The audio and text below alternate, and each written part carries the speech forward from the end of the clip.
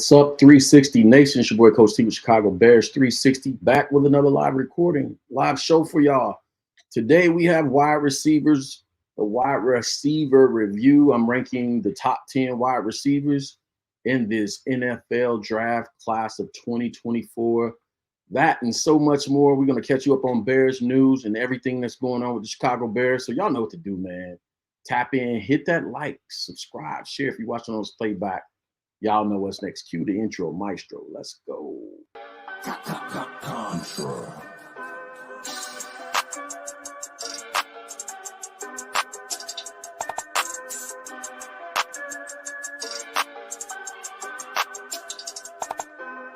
Life like chess, move to pieces, you know I roll in silence. On the road to them Benjis, I fill my teeth with diamonds. I'm high as fuck in the sky, you would've thought I'm pilot. I'm from Chicago, it get ugly, fill the streets with violence. Life like chess, move to pieces, you know I roll in silence.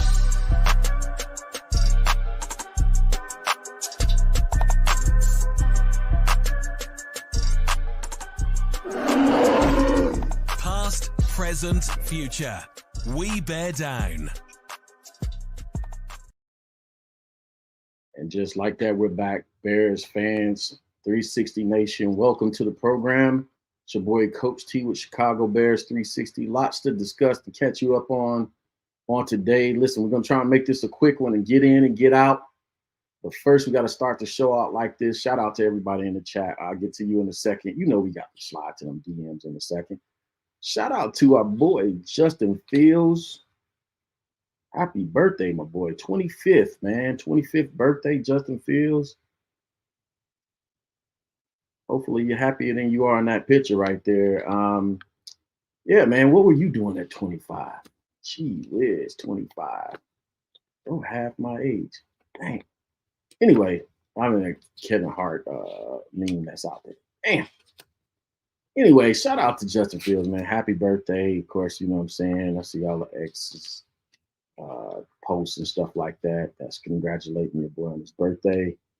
Man, have a day, man. Have a relaxation day, man. Something to you, something for you, something to celebrate your birthday, man. Step away from all the madness that's going on in Bears land. Speaking of madness that's going on in Bears land, you know what I'm saying? We find something to go crazy about every week. To hone in on, to go crazy about this whole quarterback debate, every week. And this week, it's your boy Albert Breer's article coming out of the combine that was I was told initially, was very detailed in outlining why the Chicago Bears would take Caleb Williams in the draft. So I'm just going to be honest with y'all. I couldn't get to the first 3 lines of the article for a different reason. And I couldn't get through the article because the first 3 lines, within the first 3 lines, Albert Breer said, I'm just reading the tea leaves or something like that. And I thought to myself, man, you know what?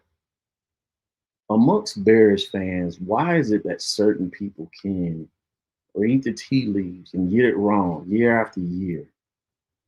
And then others read the tea leaves and they get it right, take after take. And they're either dismissed, discredited, or disrespected. So that triggered me a little bit. So I didn't finish reading the article until late last night. And then I actually got into the article. And the article pretty much outlined the timeline. And I'll kind of paraphrase what was in there. The biggest thing that jumped out to me was, there was this thing. I'll put it up there again. Hopefully y'all can still hear me. There was this thing where the Bears apparently requested to do the team physical, the team workout, right? The team workout, I forget the official name for it. They requested to do the official workout, team physical, on today. That was supposed to be the day. They must have requested to do the official team workout today. And the article made it seem like that was normal. The article made it seem that was the norm. So to a lot of Bears fans, a lot of fans, that might have slipped past them as if, you know what I'm saying, a regular scheduled team physical would have been on the Tuesday after the draft. Now, I don't know the rules. I don't know if you can actually have the team physical right after draft or when you have to have it. I think the team set it up when they set it up. But traditionally, the team workout, I keep calling team physical, the team workout happens after the pro day.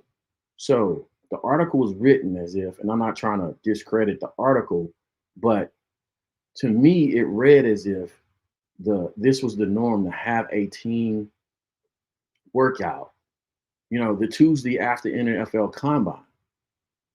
And the story goes on, or the article goes on to describe the experience, or describe the situation as the team workout was changed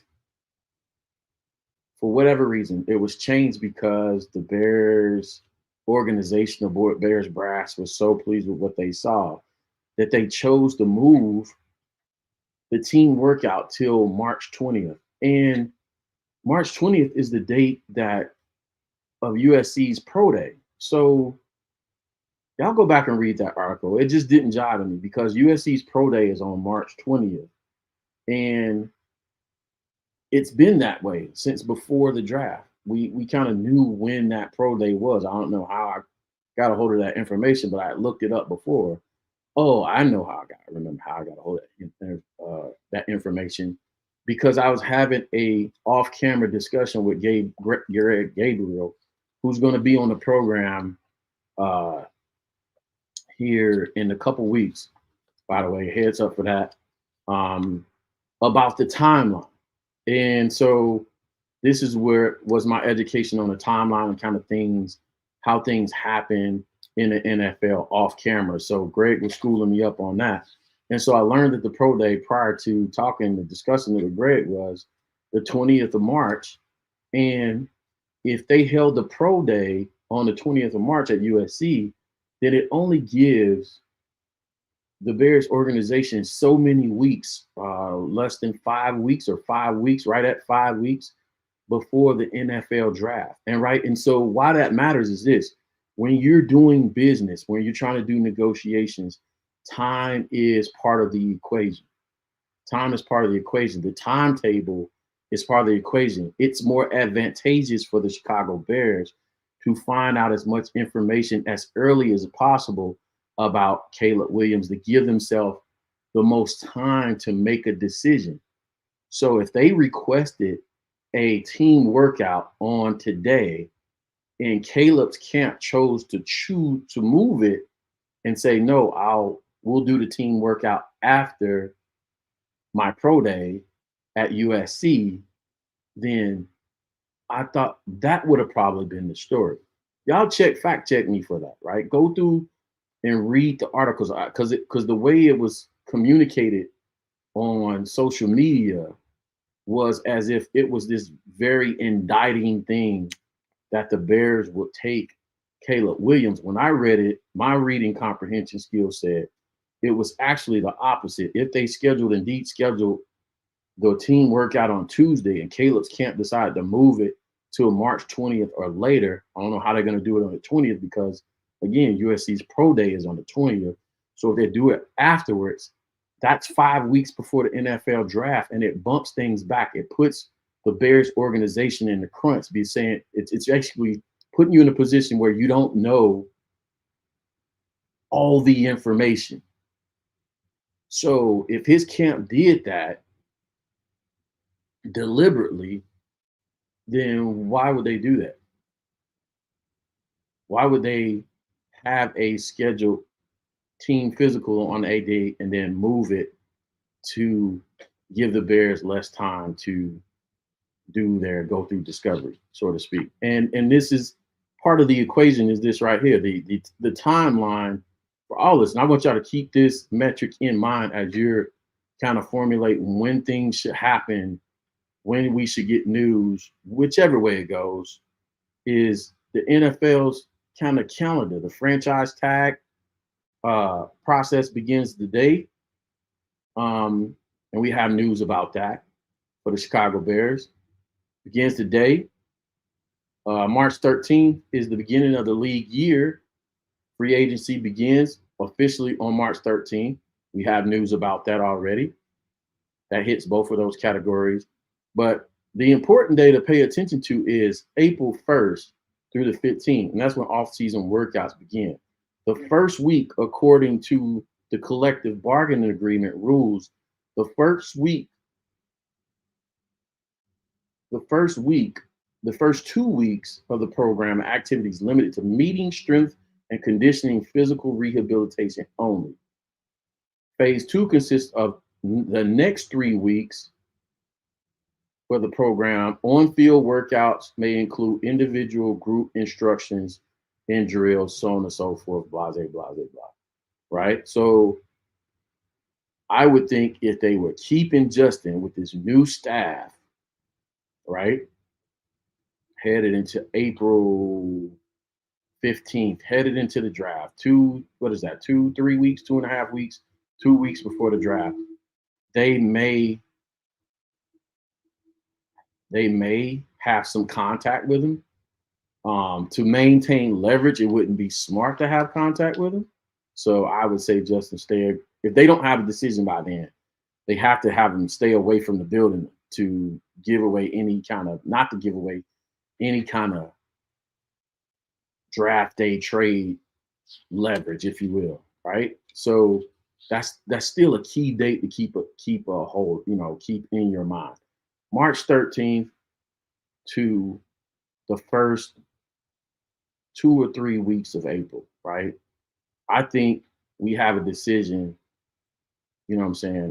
after around March 13th. That's what people really want to know. And this all plays into this article because, again, a lot of fans don't know how things play out and how they're supposed to go. And then we get a chance to confirm it or not when we have Gabriel on the show here in a few weeks, right? I have to poke at the timeline and get to poke at the process and all that other stuff.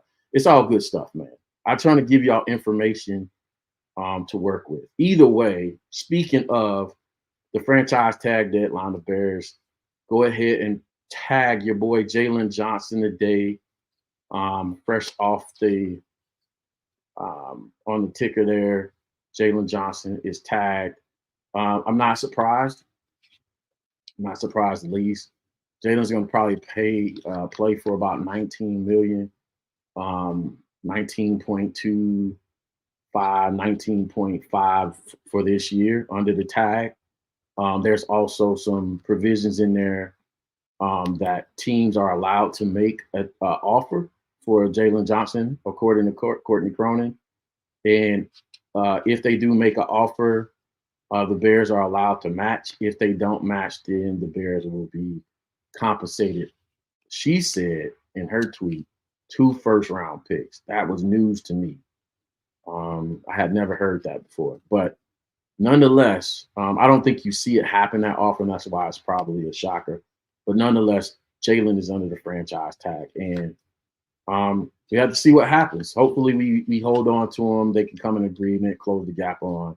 We know it's over 19 mil. Gee whiz. Because if he was going to take 19 mil, then why not? Why choose to go the route of not signing before the franchise tag? So we know it's probably in the 20 plus range. Jaylen threw the number 23 out there, 22, 23 during the season, playing around. We'll see how it happens. I don't think it's bad blood, though.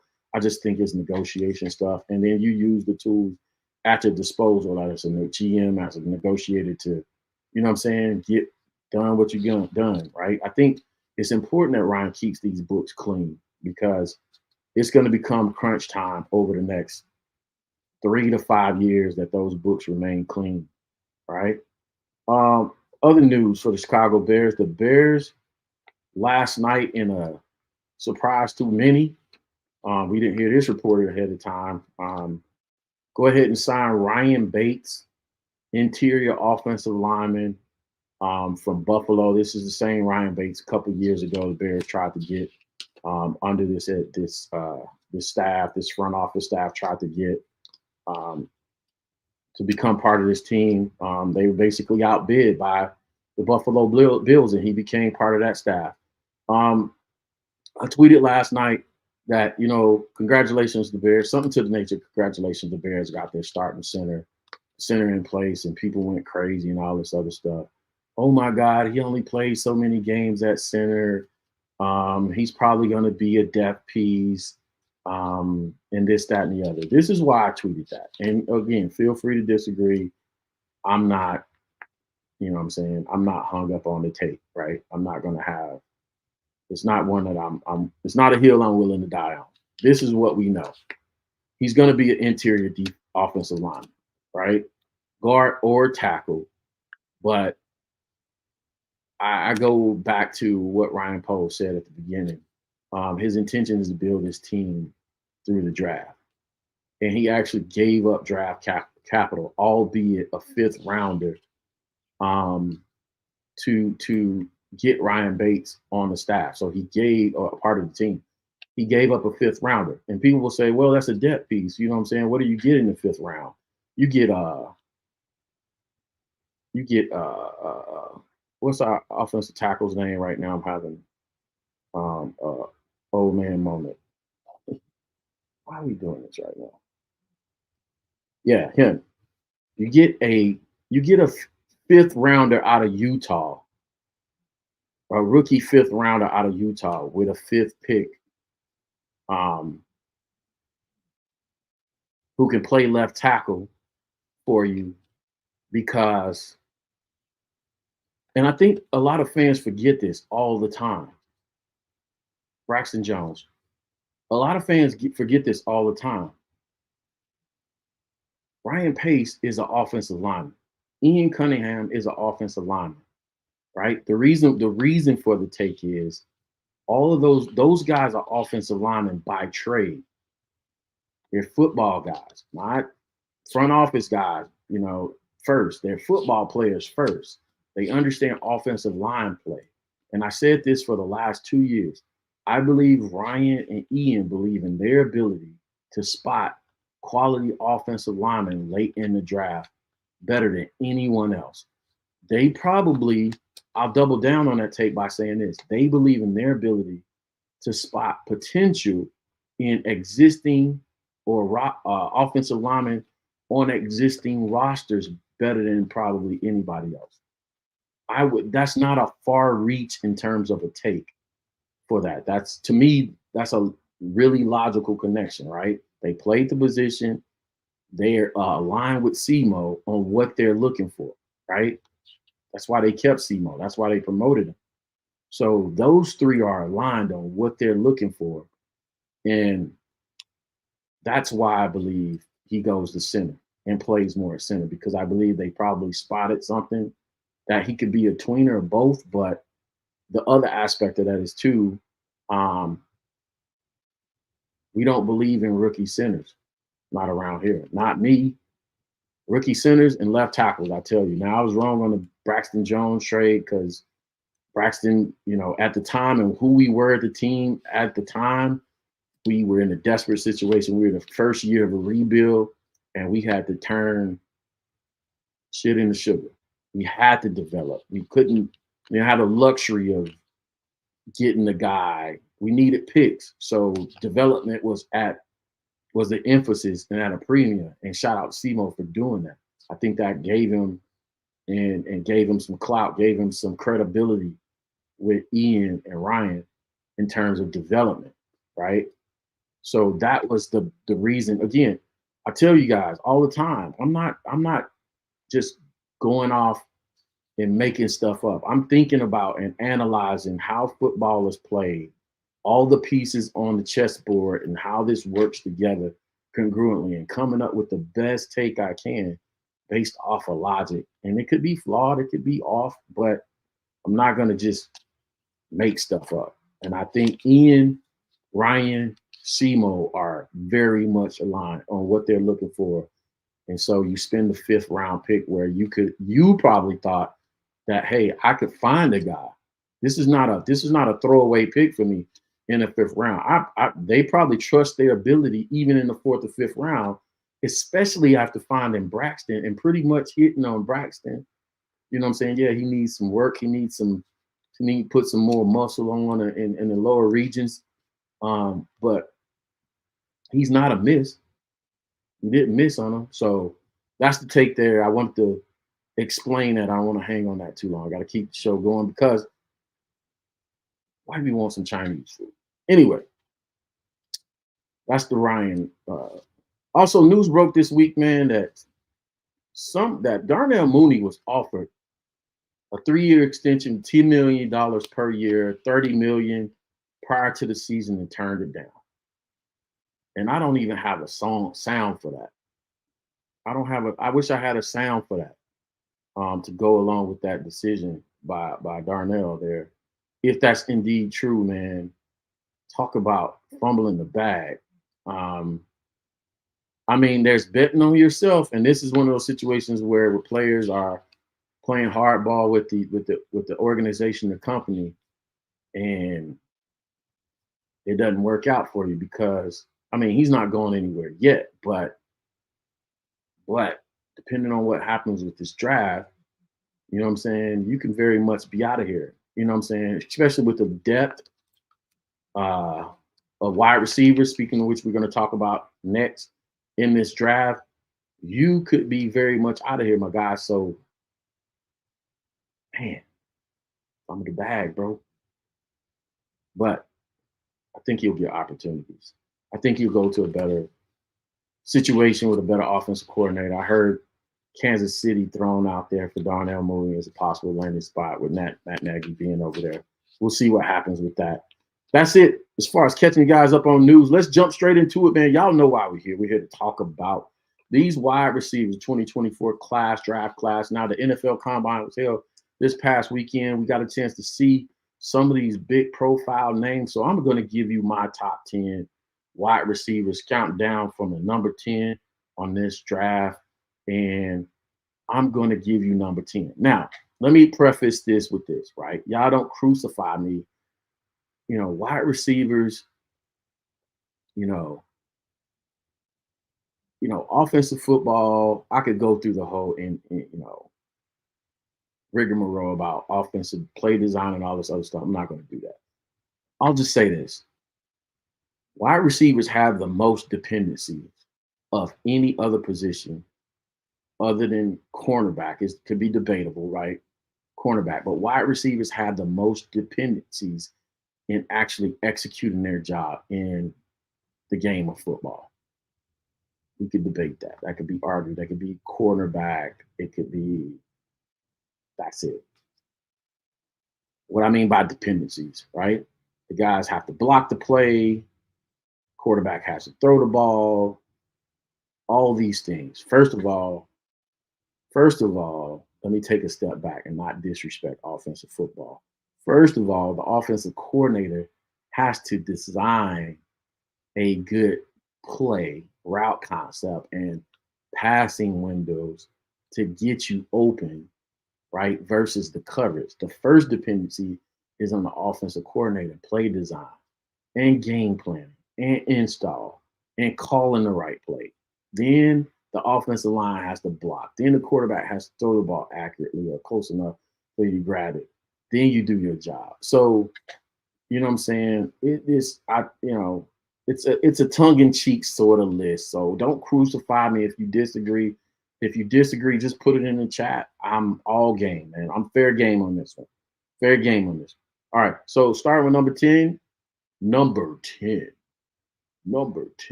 Bring it up on the stage. Number 10, I'm going to say Malachi Corley. I'm throwing Malachi Corley at number 10. A sleeper name for y'all out there.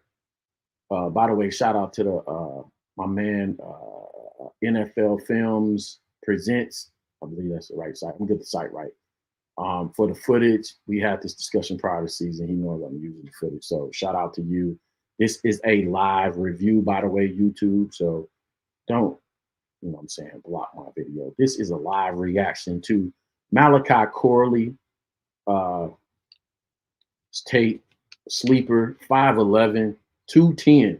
And this is why. One, he came on my radar because Steve Smith liked him. And anybody that Steve Smith likes, I like, bottom line.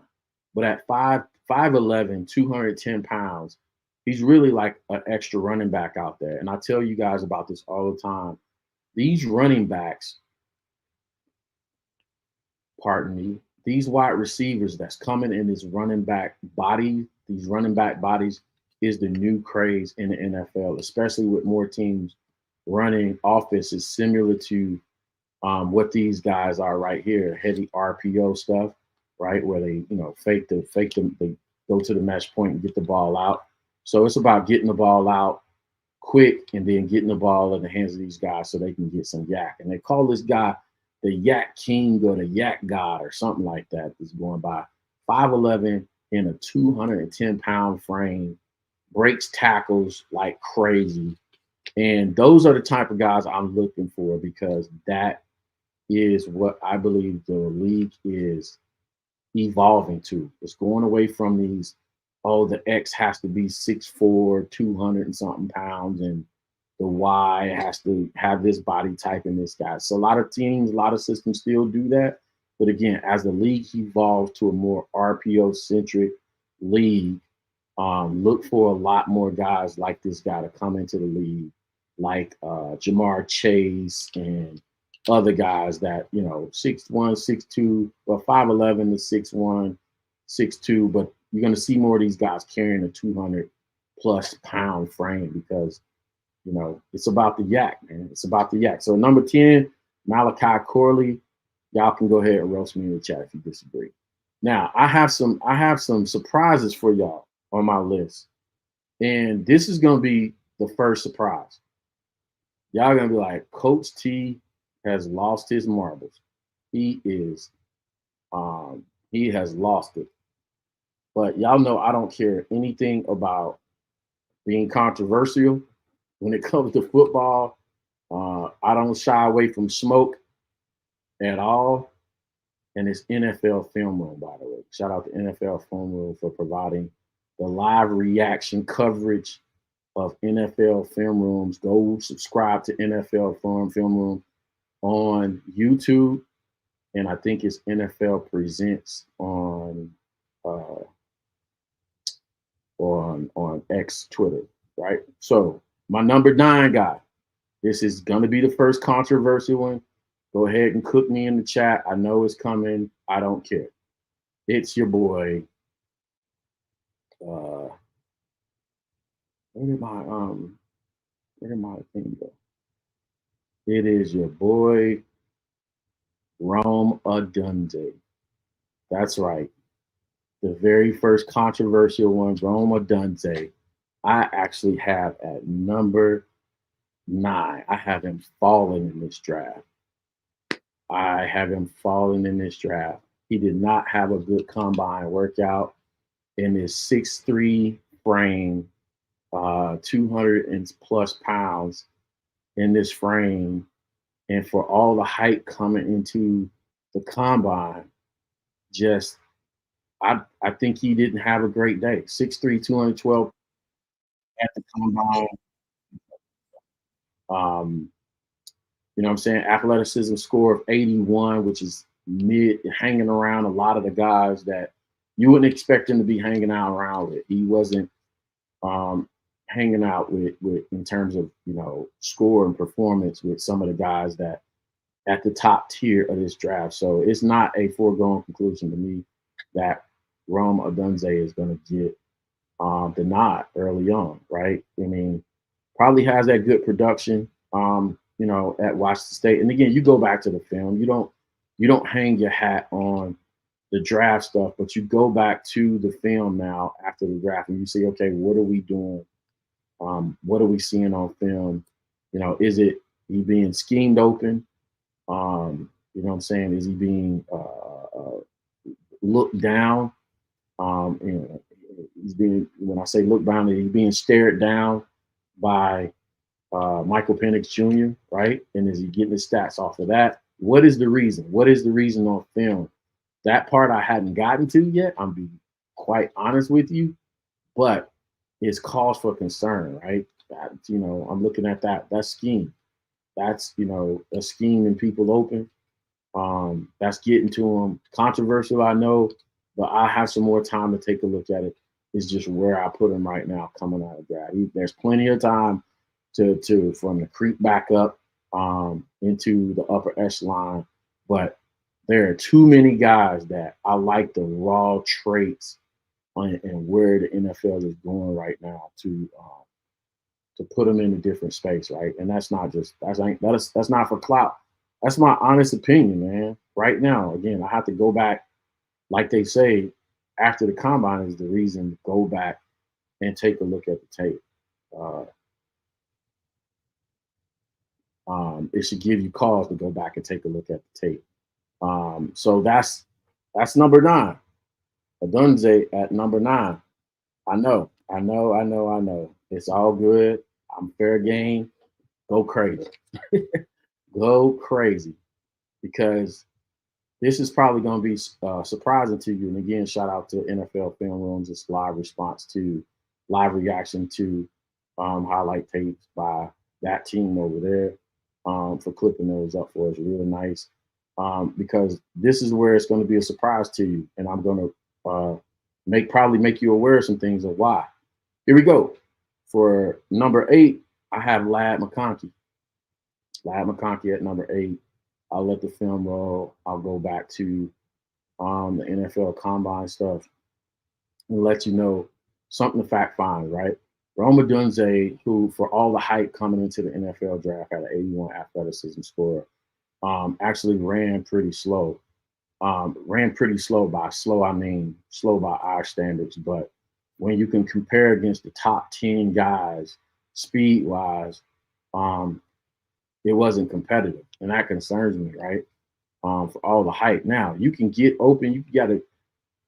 I feel like this with a 4.45, you have to be electric with your route running. You got to be like a Keyshawn Johnson type with a 6'3", 210, 212 frame, and your route running has to be so polished that's the reason why you're getting open. And this is what people need to be aware of. This I'll give you a great comparison, a great comp that scares me about Odunze, right? Allen Robinson. Allen Robinson was in the 6'2", 6'3" frame, right? He got a lot of yards with Mitchell Trubisky, right? Mitch Trubisky. But when I watched that tape, Mitch stared Allen Robinson down all the time. He stared him down a lot. He was, you know what I'm saying, one read Mitch, right? And then when Justin came to the team, I told people, I said, Allen Robinson's going to fall off because Justin's actually going to try. Justin's actually going to try. He's going to go through his progressions. He's not going to stare Allen Robinson down. And that's exactly what happened. Allen Robinson fell off, went to LA, fell off even more. He wasn't that guy. Had a 1,000-yard season before with Mitch. And that scares me. I'm not saying Odunze is the same. I'm saying certain traits to look out for. And that's what concerns about that. But let's get to Ladd. Ladd had a great interview with Ladd. Oh, shoot, playing commercials. Had a great interview with Ladd or got to be a part of a interview with Ladd at the Senior Bowl. Asked Ladd what you want to run at the combine. Ladd just said fast. And that's exactly what he did. Ladd came in with what was his speed? 4.3. It was 4.3 something. He was amongst the top fastest. 4.39. 4.39 in a just under 200-pound frame, 6 foot 186, athleticism 82. But I don't think that 4.3 on film might have surprised some people is what I'm getting at. Ran faster than expected. Again, controversial, I know, but at number 8, we have Ladd McConkey.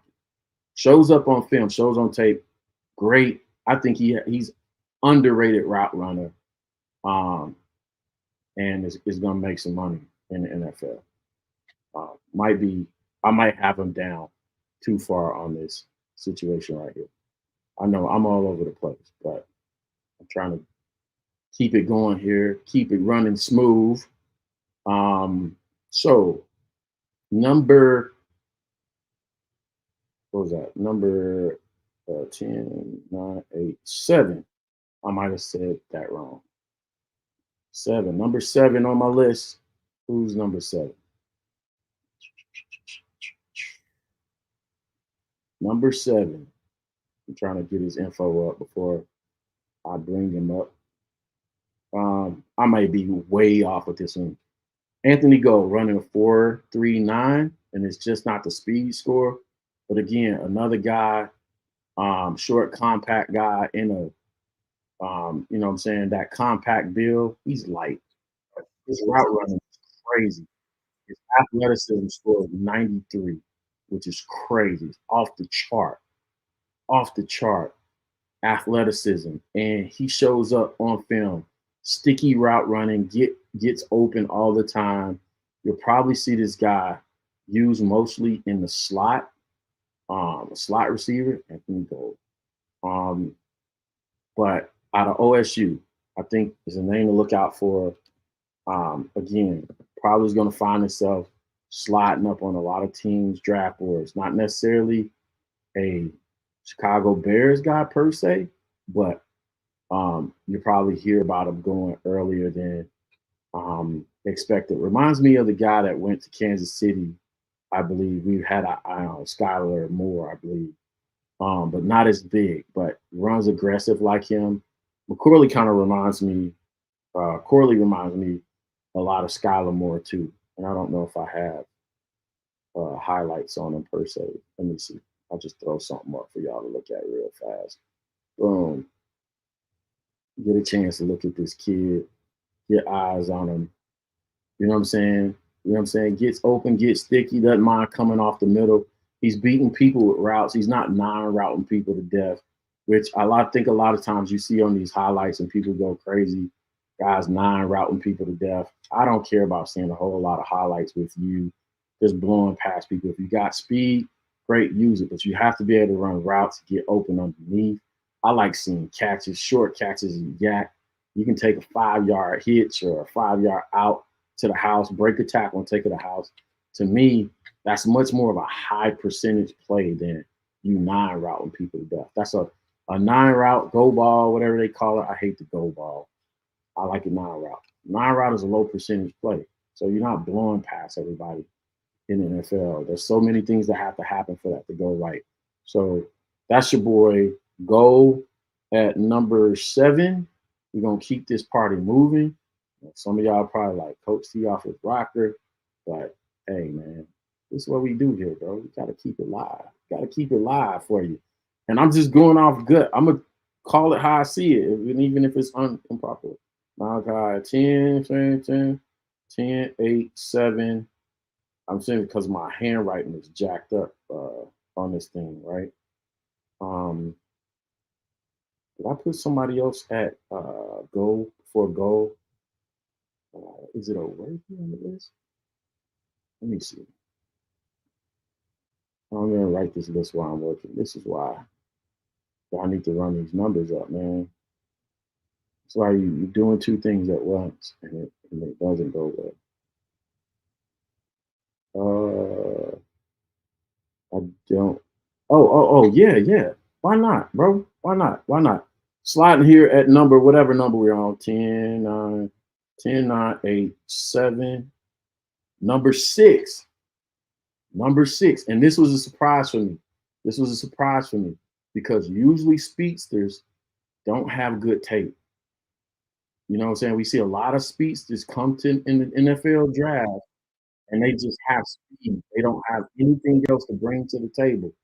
And somebody asked the question today on the video I was watching. They were like, which Texas? Now they're talking about which Texas wide receiver goes first.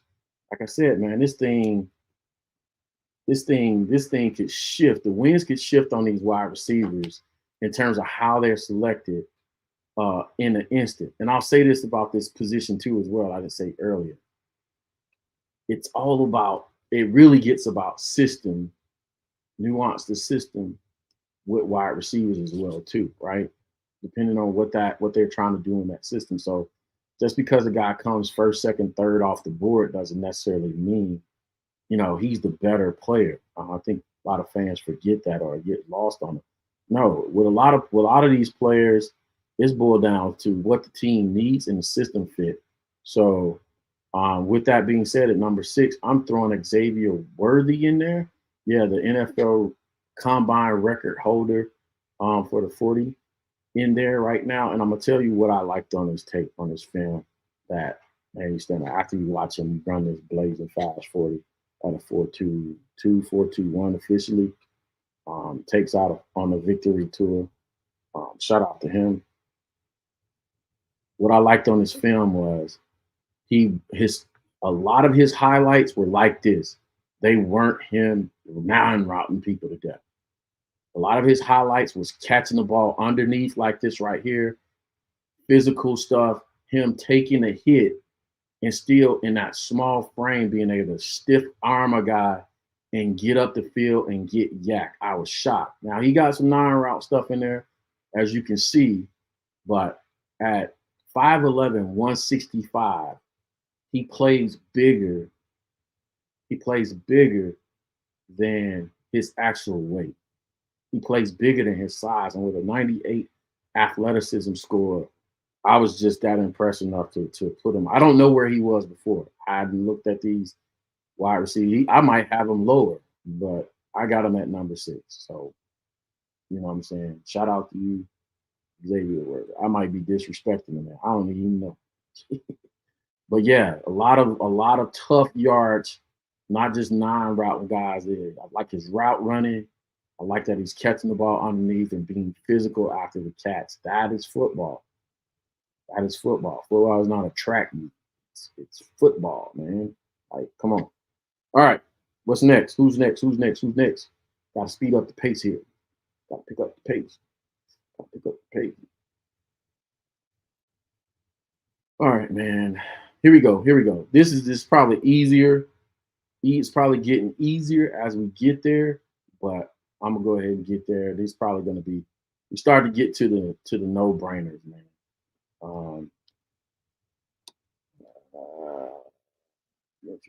Here we go. Here we go. Here we go. Here we go. Shout out to my guy. Live reaction from my guy, NFL Film Room. Again, subscribe to the YouTube channel. His YouTube channel, not mine. Yeah, if you're watching on playback, subscribe to mine too. Don't do that. Let's get us to 3,000, man. Got to get us to 3,000, man.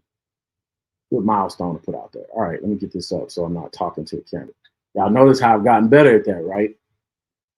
I'm better not leaving y'all out of the film coverage. Right? Very cognizant. Here we go. Adonai Mitchell at number 5. At number 5, Adonai Mitchell. Adonai Mitchell. I've heard his name pronounced a few different ways. Speedster. Again, those Texas guys, man, these Texas wide receivers, they got good routes. They got good stuff on film. You see a little bit more non-routing with this guy, but both of these guys get routes where they catch the ball underneath and they get to turn into a running back, get physical. I like these Texas receivers, both of them.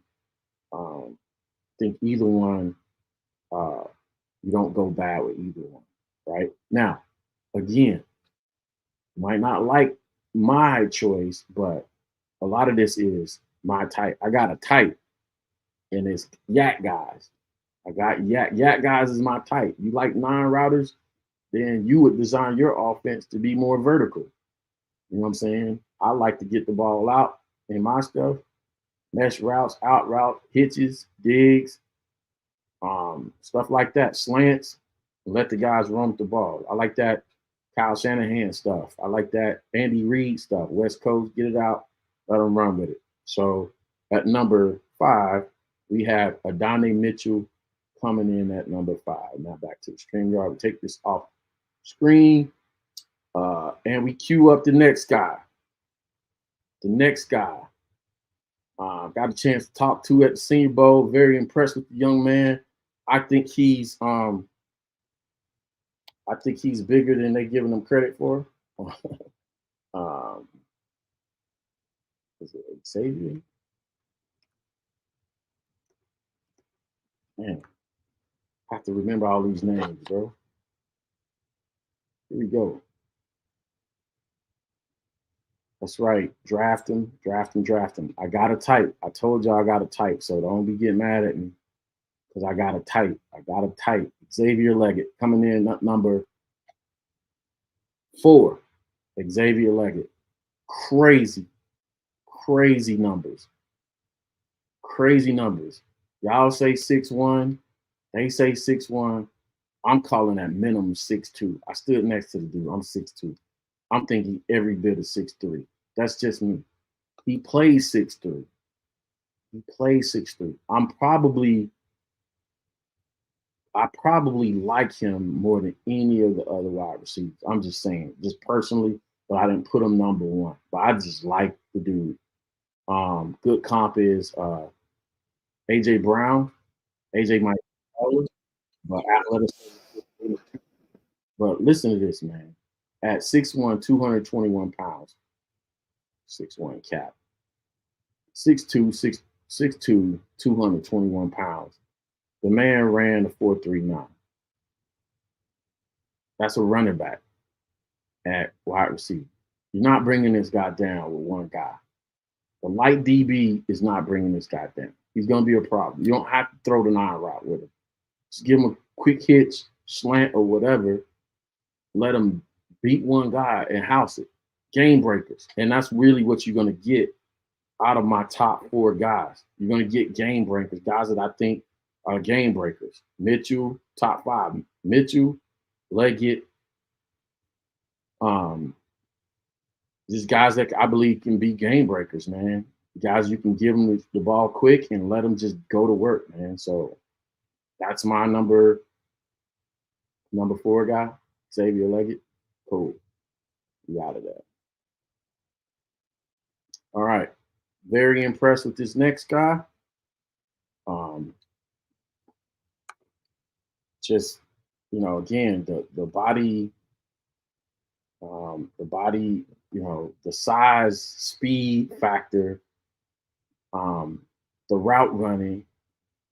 I don't know how these guys slip under the radar like this, but I wanted to go against the grain, man, and look for some guys that people aren't talking about, but need to be talked about, and they put things on film, right? So you gotta highlight these guys. Let's see. That's the wrong guy. I typed the wrong name. Cheat is. Here we go.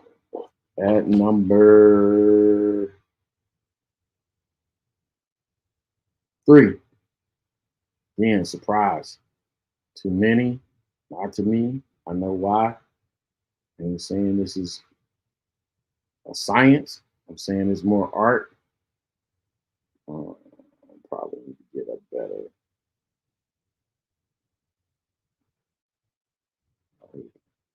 All right, here we go. Bring them up. And at number 3, we have Mr. Brian Thomas Jr. out of LSU. LSU wide receivers, man, quit playing. Who is the real LSU? Who is the real wide receiver? All right, cool. Let me know. Y'all let me know if y'all think Coach Crack. All right, these are too obvious. I ain't gonna be no surprises right here, so we ain't even gonna play with it, right? At number 2, I still have Brian's fellow teammate Malik Neighbors.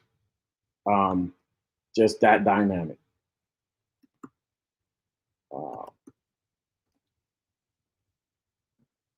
Just that dynamic. And again, depends on what you're looking for. Depends on what you're looking for. Dude just gets busy with the ball. You know what I'm saying? He's nasty. He's like, he's like a, savage. He's like a running back after he catches it. It's like, I'm not being taken down. I'm not taking no for an answer. I'm going to attack I'm going to attack the defender. I'm going to punish you. I'm going to take it out on you for choosing. And, you know what I'm saying? Nobody's surprised, man. Do I really have to put this on the board? You know what I'm saying? Do I really have to put this on the board? Steal that guy.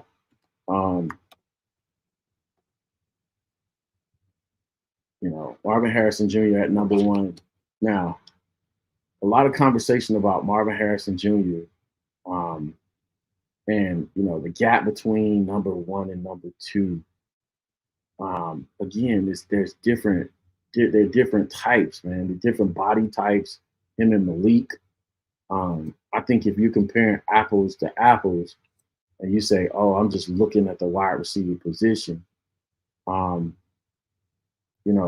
Harrison Jr. has a full package, right? He has the size, he has the speed, he has a route running ability, he has that diversity. And what happens with Malik is the size. The size. You know what I'm saying? That's where it happens. It's where the edge happens. The route running ability is there. That fine polish, if you will, that spit shine. Marvin Harrison has it, right? Probably, if we're going to say somebody's generational player in this draft, and I know there's some questions and concerns coming out of NFL Combine about what happened with it. I don't do all that stuff. The dude is a baller, period. Dude is a baller. Give him his props. He's the number 1 guy, consensus. There's no situation or case or scenario unless, you know what I'm saying, somebody catches him with a crack pipe in his hand between now and the draft that you don't draft this guy number 1 top receiver, right? There may be arguments later on as we get closer to the draft about everybody beyond that. It's not a consensus that Malik goes number 2. I'm just telling you how I see it. Somebody might like Brian Thomas's size better.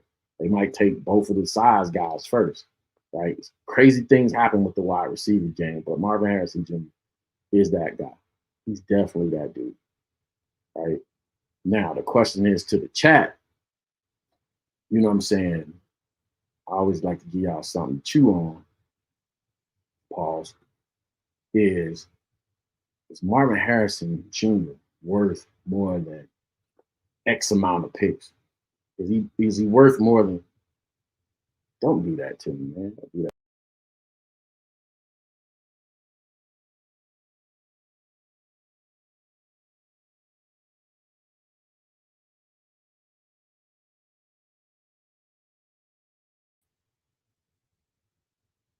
Hello? All right. We're lagging a little bit. I haven't had this happen in a minute. All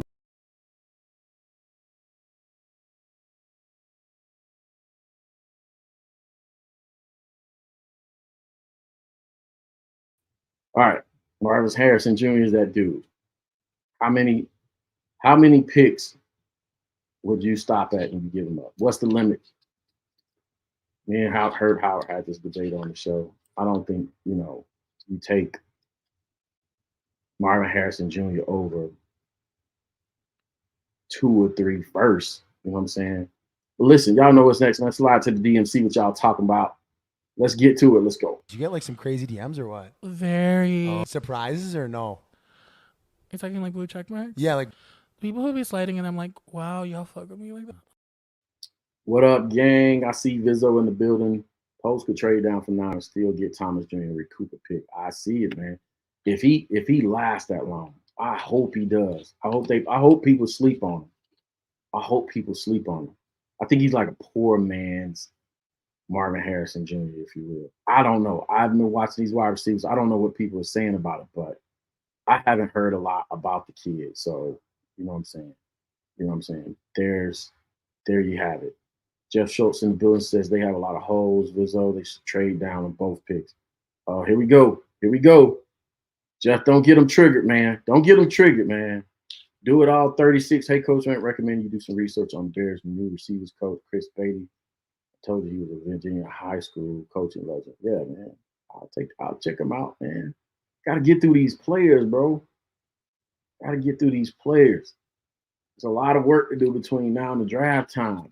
Black Belt Ben said, Coach T, I did a mock draft and got trade offer from Washington for 236 to Washington. Oh, 236 40 67 2025 first, and the Pats offer 4 68 25 in a second. Listen, man. I haven't heard nothing. Now y'all know, you know what I'm saying? I'm tapped in a little bit. I haven't heard anything, but I really believe from this week alone, and I don't know how I didn't clip that in. Oh, I did. I'm gonna show y'all this. I'm gonna end the show with this stuff. Thanks for reminding me, Black Belt. Denver and New York made noise this week, especially Denver. Denver made noise this week. Releasing Russell Wilson with an $85 million cap hit over the next 2 years when the dude threw for 3,070 yards. I believe it was Russell Wilson stats. States. I will type it on. He threw for 3,070 yards, 26 TDs, and 8 interceptions with a 98 rating this year. 26 TDs and 8 interceptions, over 3,000 yards. And you release the guy with an $85 million cap hit. I'm thinking Denver's in play. I'm just going to say it. I'm thinking Denver's in play for a number of reasons. You take that cap hit, and then you force this guy to, try to get out of his whatever that injury clause to get him out of the money. You had a fire sale sort of during the season. You call yourself having a fire sale during the season. And then prior to coming back to coaching, Sean Payton said, "One pick now." And you made an interesting point. Yeah, I think, a couple things. It's healthy when we in scouting like to say, well, who does he remind you of? And we're not putting that pressure on Caleb saying, oh, you're going to be the next Mahomes. But it's very good when you can say he's like this. Yeah. And so I brought it up yesterday on the show. I think he's a generational player now. Sean loves him. He loves him. You think he's generational? Matter of fact, somebody threw that in my face. Sean started this generational talk. That's where it came from. Sean started the generational talk. He's the one that labeled him generational. And as somebody put it to me, Sean Payton is an NFL coach.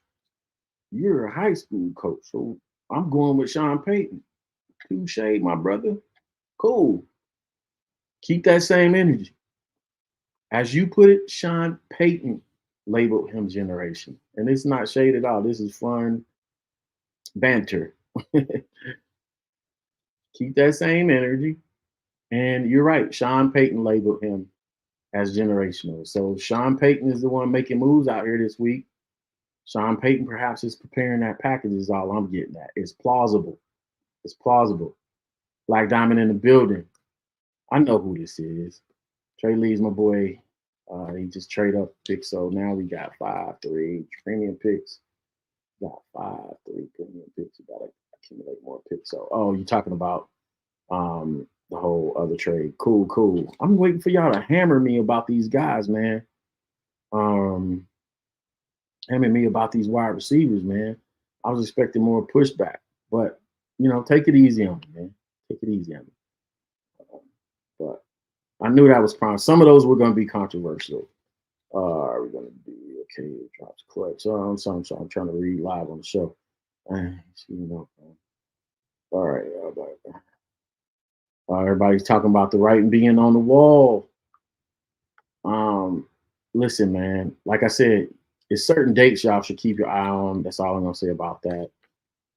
There's again, in business, leverage, negotiations, short time frames. The longer the time frame, put it this way, I'll make it simple for you. The longer we have to the draft or that report, the longer we have to the draft, the more it is in favor of Caleb Williams. To me, the shorter we get to the draft without us having sat down with him for that personal private workout, then They can go the other way. Looks. Ronald Kate Wiley, thanks for joining the game, man. Joining the 60, not the game. Hey, it's not a game. See, I said not a game. Ronald, and by the way, what's her name in Atlanta? This is not a game. She got carried away. Adane looks to have better hands than Xavier, plus taller and bigger. Xavier, you talking about Xavier Worthy? Yeah, he's definitely bigger. Did I have him lower than Xavier? Let me see on my list. Worthy. Yeah. I have Worthy underneath him. So yeah. Rizzo says Worthy has a problem with drops, but okay. I'm here for it, bro. I don't watch college football like that. If he has problem with drops, he might be running too fast for his hands. I don't know. I'm just telling you what I see. All this makes sense now. I understand why Coach prefers Fields over Williams. Why? I don't explain that one to me. I don't know. Maybe you saw something I don't. Williams' sister needs to go ahead and book a flight to DC. Yeah, we'll see. All right, are you sure, Coach, about Rome? He's 40. His 40 was solid, but his shuffle was elite. Plus his hands. That's what I'm saying, Arturo, that his shuffle speaks to his route running ability, his stickiness, and you know what I'm saying, all that other stuff. You know what I'm saying?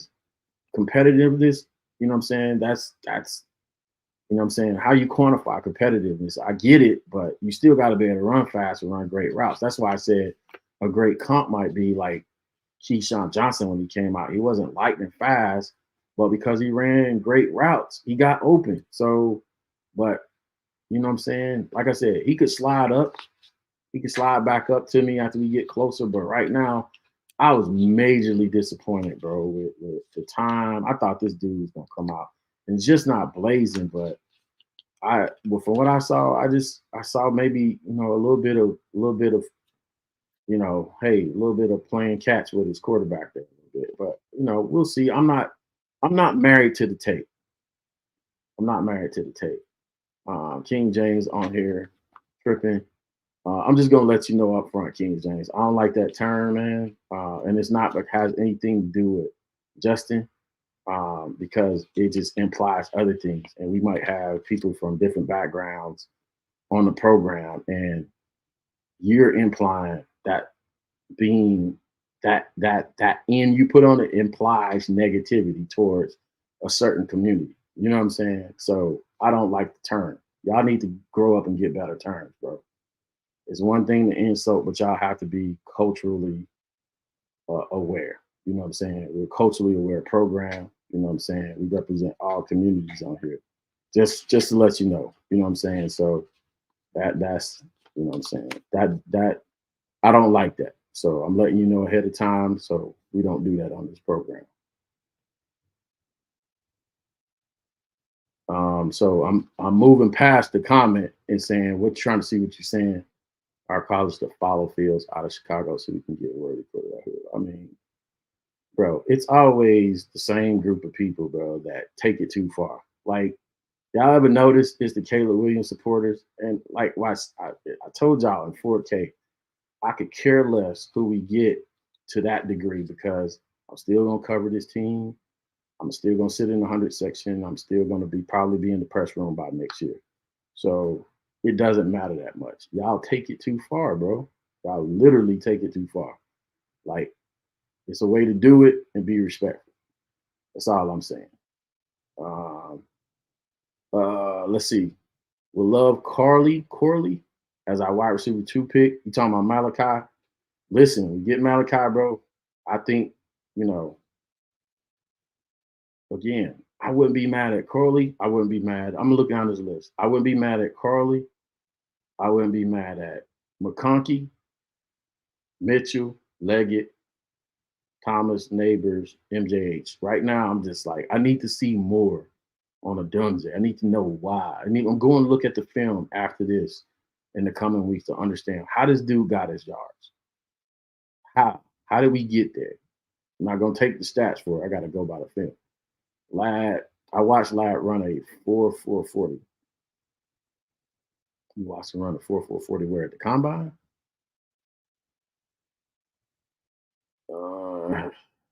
For sure. Availability to take one. All right, cool. Listen, I got a chance to get to some comments. I got something I got to get to.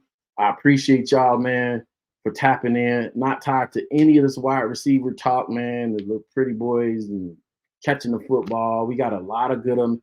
I still think the tape remains the same. We got a deep wide receiver class, plenty of talent out there. 20 people to tap into.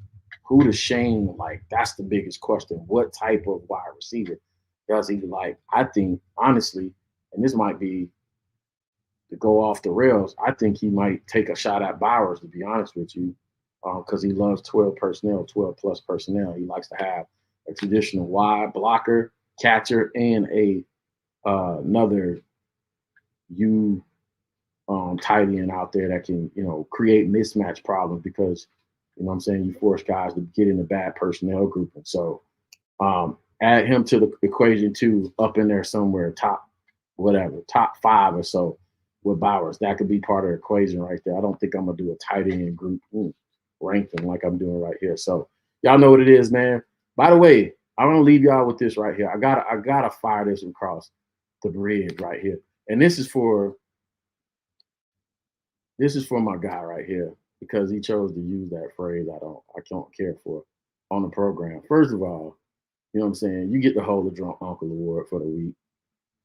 King James, you know what I'm saying? You get to hold the Drunk Uncle Award. But this is a special video for you, right? Because anybody that follows the program knows what I've been saying about the whole reason why I'm Justin Fields over Caleb Williams is because of break down the film.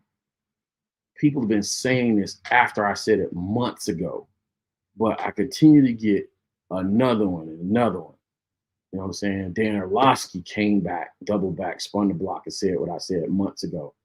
And I know y'all gonna try and attack this man's character and all that other stuff, but I'm gonna put it up again, courtesy of the Dan Patrick Show. Let's go. Take Caleb Williams. ... Mm-hmm. Finish that. If they take him, I would be. You better be under the understanding that you're going to sit him this year, and that's not going to happen. So why would you sit him? Well, because 75% of what he made him so great in college is not transferable to the NFL. He's not going to be able to do that. He can't do what he did in college 75% of the time and be successful at the NFL level. He can do the 25% part at the NFL level, but he needs some time. He needs to get under center. He needs to understand how to throw on time, on platform, from the pocket. What he can do off platform is what makes him so exciting, because he may be one of the most talented quarterbacks in this year's draft and many in the past year's draft. But he is a guy that I don't think can be a starter on day one. And I think they wanted to do that with Justin Fields, but like any team that drafts any quarterback in the top 5, you're expected to play immediately. And unfortunately, I don't think he's a starting quarterback this year. I think the two guys that I would put some faith in to be a starting quarterback this year would be probably Jaden Daniels and Michael Penix Jr. Those are the two guys I could see being a first-round pick that could start this season. Not Drake. Almost verbatim. What I said 2 months ago. It's like the 4th or 5th person that actually knows football, that watches film. And the crazy part about this one with Ryan Leaf is anybody, again, that follows the show, he said the exact number I said. I said 70 to 75% of his class plays are air raid RPO, and that stuff does not translate at that rate to the NFL. If you're going to draft him, he's going to be a project. He's going to be a development project, which I'm okay with. But this is what Caleb stands don't even know, because all they know is generational, blah, blah, blah. And they think he's a plug and play guy because they don't know football. They think he's going to come in year one and light up the league, but they don't know football. They couldn't tell you the difference between an air raid RPO from their six hole. But they'll give you and call you all kinds of names in the chat and so on and so forth because they don't know football. I said that 70 to 75% of his plays, dropbacks, is 1 read, 2 read RPOs. 20 to 25% he gets to make reads, but it's a first read hitch or something like that. Ball out. He's not making full progression hitches. Now, Ryan goes on to say, and I don't know if he caught it in that clip. He did say it. He said his guys that he had are NFL ready right now were who? The guys, go back and watch the video. It's on here on my channel. The guys that I said that are NFL ready right now, the ones I put out on X and Twitter last week, I said my top 2 guys are NFL ready right now, Jaden Daniels and Michael Penix Jr. But nobody want to listen. So you can hate all you want to, man. I'm gonna still give you these hot takes. I'm still gonna watch the film as much as within the context of playing football. Like when I don't get a chance to watch the film, I'm gonna tell you, like these wide receivers, you know what I'm saying? I got a chance to watch a little bit of that film. I don't watch a whole lot of college football. And then the other part that I pointed out to y'all is wide receiver position is system dependent. It's dependent upon the system. It's dependent upon how that coordinator, coach, GM sees them as a system fit and what they like to do. One guy might value the big, tall guys over the shorter, stockier guys that can break tackles and get you yak, right? I like the yak guys. That's coordinator, GM specific. That's why I rank my guys the way I did. They're not going to come out. I know that. They might not come out the way I rank them, but I like what I like. I got what I like. You know what I'm saying? That's all I can express it to you. But again, another guy. Y'all can, and this is what I'm saying. The emotionally handicapped people didn't hear nothing I just said. They're gonna attack the man's character. Oh, he was a bust. All that. Come on, man, grow up. Has nothing to do with nothing. He probably seen more football and forgot more football you've seen in your entire life from a schematic standpoint. I already know how this game gonna go. The emotionally handicapped go, oh, he was a bust. He was this. Or even assassinate, go even further and talk about his you know what I'm saying, you know, his indiscretions, if you will. But that has nothing to do with football. It's because somebody has a take you don't agree with, you go after the personal. That's what I'm saying, man. We got to be better. Anyway, it is what it is, man. We'll see how this thing comes out. And at the end of the day, guess what? We're still going to be Bears fans. So for now, until next time, y'all know what it is, man. I'm your boy, Coach T, Chicago Bears 360. If you're watching this on the playback, do me a favor. Like, subscribe, run those numbers up, man. By the way, next Thursday, or this Thursday, we have a special guest on the program, none other than Kenneth Davis from NBC Sports Chicago. Where else Kenneth is on? What else is Kenneth on? I told y'all, bro, I got that hot guest list, bro. Y'all be bugging.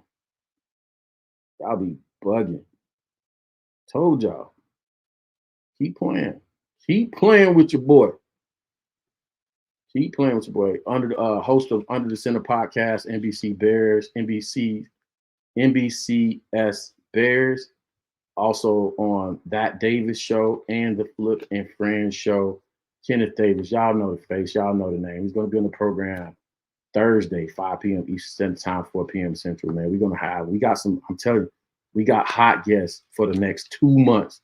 I'm not releasing the list before it comes. Y'all going to have to just tap in. It's going to be some of y'all biggest names in Chicago sports radio. I'm telling you, we already got it lined up. I'm talking about the big four, NBC Sports Chicago, that station, and that station, and Bears DIY Media. We got them all coming on the show, continuing. We already started this spring, winter run, whatever we on. Anyway, lock in, man. Subscribe to the channel so you don't miss anything. I'm going to ask tough questions, man. I'm going to ask them from a different perspective. I'm going to ask them to debunk my takes. I don't care. I'm asking them to go against them. Tell me why it doesn't work for you. All right, cool. I'll see y'all next time. The boy Coach T 360, Chicago Bears 360. We out of here.